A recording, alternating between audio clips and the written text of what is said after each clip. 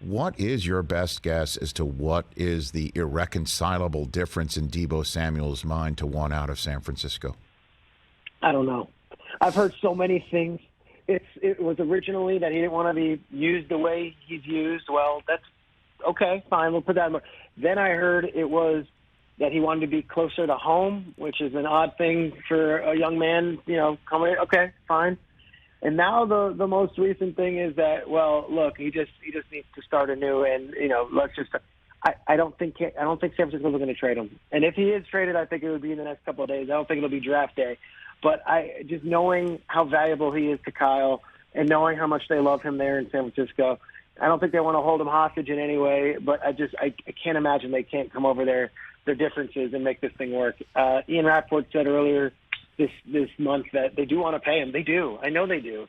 And I think that they will pay him. And I do believe they're trying desperately to figure this thing out because he is such a special player to them. And he might be more valuable to them than any other team in the NFL. Well, I mean, the idea that he didn't want to be or doesn't want to be in San Francisco because it's not Carolina, right, where he's from. We saw a video of him working out here in Los Angeles. So this is his spare time. If he wants to be on the East Coast so badly, why is he training in Los Angeles, right? Yeah. And there was a story on Instagram stories yesterday of him at Nobu in Malibu. Well, I'm sure there's some fine places to eat in the Carolinas too, but you're out here, you're in Malibu. So that one's interesting. And then the other part is I don't want to be. And I'm not knocking the guy. He's great, he's unknockable. There's nothing to knock him. There's nothing. I don't want to be used that way, and that doesn't come from him directly, but that's what we're hearing. I watched some interviews back at the Super Bowl. He was on with, I think, Matt Maiocco in Comcast. San Francisco. He said, "I want to have 1,000 yards rushing and receiving." So if that's the case, you might want to play running back too. I don't know. So I think that there's a lot of things coming out of Deebo's camp, and a lot of things we haven't heard from him directly, and I don't know. Rich, it's a different time. Players want to be where they want to be, and if he was to actually be traded from San Francisco, I would be shocked, but I can't be surprised by anything at this point. Davante Adams left Green Bay, which seemed like a pretty good situation to me as well.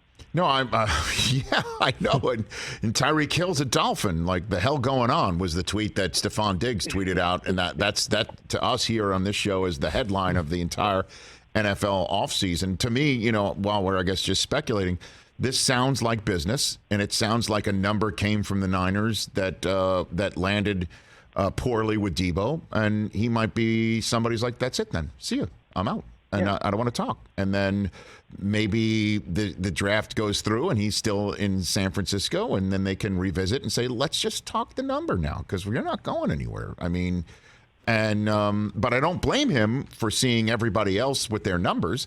Let me ask you this question. Is there an issue in the NFL about paying guys who are 3 years in their first contract the numbers that say Davante Adams gets 8+ years in? Is that now an issue, do you think, in the NFL? We haven't seen one of those guys get broken off like that yet, though. Even Terry McLaurin's waiting, and he's you want to talk about a guy who wears a C on the jersey, and he's the most unbelievable guy. Like that, if they're not breaking him off right now, and then you look at DK and A.J. Brown, obviously, but Deebo, we haven't seen that mega deal from those guys. Now, DJ Moore got an extension. We've seen some big second contracts, but Tyreek and Davante are 28 and 29 years old and have put on those seasons year after year after year. Deebo hasn't yet. I think his value right now is as high as it's ever been as a pro, and maybe the highest it'll ever be.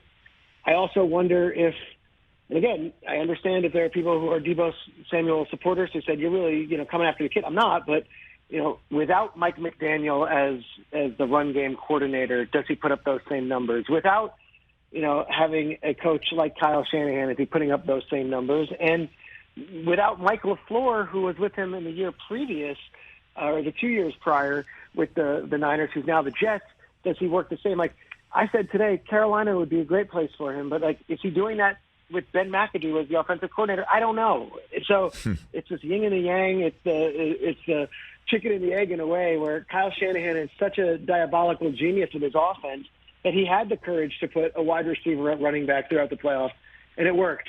I don't know if every other offensive coordinator is using him that way. Hey, you watched all the way to the end. Thanks for that. Watch more right here.